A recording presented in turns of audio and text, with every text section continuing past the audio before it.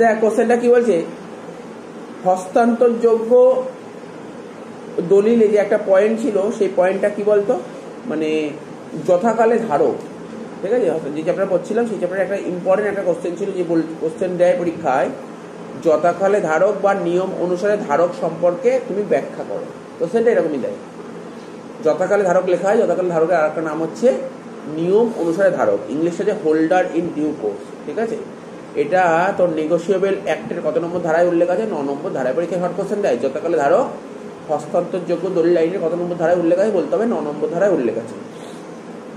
তো কি বলেছে, হস্তান্তরযোগ্য দলিলের 9 নম্বর ধারা অনুযায়ী নিয়ম অনুসারে ধারক বা যথাকালে ধারক বলতে বোঝায় যে ব্যক্তি উপযুক্ত প্রতিদানের বিনিময়ে, প্রতিদান তো বোঝাই গেছে, আগেও বলেছি, প্রতিদান মানে কনসিডারেশন, ঠিক আছে তো, উপযুক্ত প্রতিদানের বিনিময়ে হস্তান্তরযোগ্য দলিলটির অধিকার লাভ করেছে।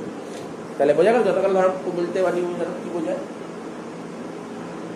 হস্তান্তরযোগ্য দলিল আইনের 9 নম্বর ধারা অনুযায়ী, ঠিক আছে তো, নিয়ম অনুসারে ধারক বা যথাকাল ধারক বলতে বোঝায় যে ব্যক্তি উপযুক্ত প্রতিদানের বিনিময়ে হস্তান্তরযোগ্য দলিলটির অধিকার লাভ করেছে এবং দলিলের অর্থ মানে মানে টাকা, দলিলের যে টাকাটা আছে অর্থাৎ বিলের যে অ্যামাউন্ট, সেই টাকাটা পদেও মানে পেমেন্ট করার আগেই, ঠিক আছে, দলিলের মালিকানা পেয়েছে। বোঝা যাচ্ছে? তাহলে একদম ইজি লেখা আছে, দলিলের মালিকানা পেয়েছে এবং হস্তান্তরকারীর সত্ত্বে ত্রুটি আছে, ঠিক আছে, এরূপ বিশ্বাস করার কোনো কারণ না থাকায় যে দলিলটি গ্রহণ করেছে। পুরো একটু কথা বাদ দিলে হবে না, এই কথাটা পুরো মাথায় রাখতে হবে, লিখতে হবে, এটা হচ্ছে মেন কথা, মেন। তাকে বলা হয় নিয়ম অনুসারে ধারক, ঠিক আছে তো। তাহলে শর্ত কি কি আছে নিয়ম অনুসারে ধারক হতে গেলে, তোমাকে 3টে শর্ত পূরণ করো, 3টে কন্ডিশন। কি কন্ডিশন?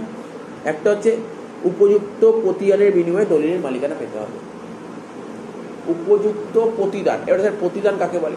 প্রতিদান তো আগেই শিখেছি, আরে কারোর কাছ থেকে যদি আমি কিছু নিই তাকে তো কিছু দিতে হবে, এটাকে বলে প্রতিদান। মানে বুঝলি প্রতিদান কোনটা? কারোর থেকে আমি কারোর থেকে একটা ফোন কিনলাম, তার বদলটা কি টাকা দিতে হবে, এটা হচ্ছে প্রতিদান। বোঝা গেল তো? তো এখানে বলছে উপযুক্ত প্রতিদানের বিনিময়ে দলিলের মালিকানা পেতে হবে, দলিলের মালিকানা উপযুক্ত প্রতিদান থাকতে হবে। দলিলের মেয়াদ পূর্তির আগেই মালিকানা পেতে হবে। মালিকানা পেতে হবে কবে? ম্যাচুরিটি ডেটে আসার আগে, ম্যাচুরিটি আসার আগেই মালিকানা পেতে হবে। 2টো পয়েন্ট। 3 নম্বর বলেছে দলিলের গ্রহণের সময় তার অবিশ্বাস করার কোনো কারণ ছিল না যে হস্তান্তরকারী সত্ত্বে, ঠিক আছে, কোনো ত্রুটি রয়েছে, অর্থাৎ সে সরল বিশ্বাসে দলিলটি গ্রহণ করেছে। মানে এরকম করলে হবে না যে সরল বিষয়ে দলিলটা গ্রহণ করেছে, এরকম করলে হবে না, আমাকে দিল এনে রাখ দলিলটা, এরকম হবে না। কিন্তু আমার কথাটা বলতে সরল বিশ্বাস, মানে অনেক রকম হয়তো যে না নিয়ে নে, সরল বিশ্বাসে হবে না। এখানে বলেছে দলিলটা তুই যখন নিবি, আর আমি আজকে তোকে এখন দলিল দেবো, ঠিক আছে, তুই তো দলিলটা নিবি, ঠিক আছে, তো নেওয়ার সময় তার অবিশ্বাস করার কোনো, মানে তুই অবিশ্বাস করার কোনো কারণ থাকবে না, তার হস্তান্তরের সত্ত্বে কোনো ত্রুটি রয়েছে, ধর এমন কিছু ত্রুটি রয়েছে সেটা তুই জানিস, সেরকম মনে হয় সবই তুই জানবি, ঠিক আছে, অর্থাৎ সরল বিষয় দলিলটি গ্রহণ করেছে। তারপর হচ্ছে হস্তান্তর দলিল আইনে 9 নম্বর ধারায় কি বলেছে, যথাকালে ধারক বা নিয়মিত ধারক বলতে সেই ব্যক্তিকে বোঝায়। ব্যক্তি বলতে কাদের বোঝায়?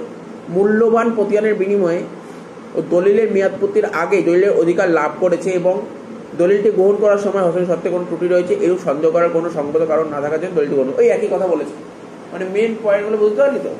তাহলে কি লিখতে হবে? তোকে বলবে 9 নম্বর ধারায় কি বলা আছে সেটা কাকে বলে লিখে দিবি, তারপর সত্যগুলো তোকে লিখতে হবে, তাহলে মোটামুটি তুই ভালো নাম্বার পেয়ে যাবি, ঠিক আছে। বোঝা গেল?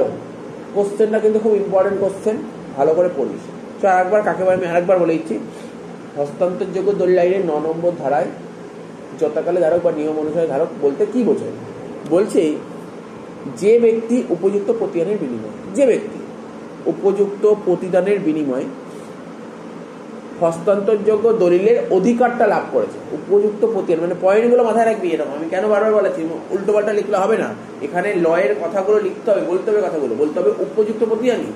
উপযুক্ত প্রতিদান না লিখে তুই অন্য কোনো ভাষা দিলে হবে না। উপযুক্ত প্রতিদানের বিনিময়ে হস্তান্তরযোগ্য দলিলটার অধিকার লাভ করেছিস এবং দলিলের টাকাটা পেমেন্ট করার আগেই মালিকানা পেয়েছিস। কি কি বললাম? দলিলের মানে পদেও অর্থ, দলিলের অর্থটা পেমেন্ট করার আগেই তুই মালিকানা পেয়ে গেছিস। আর দলিলের সত্ত্বে ত্রুটি আছে, ঠিক আছে, ত্রুটি আছে, এরূপ বিশ্বাস করার কোনো কারণ না থাকায় সে দলিলটি গ্রহণ করেছে। ব্যাস, এইটুকু লিখতে পারলেই হলো। তাহলে বোঝা গেল কি বললাম?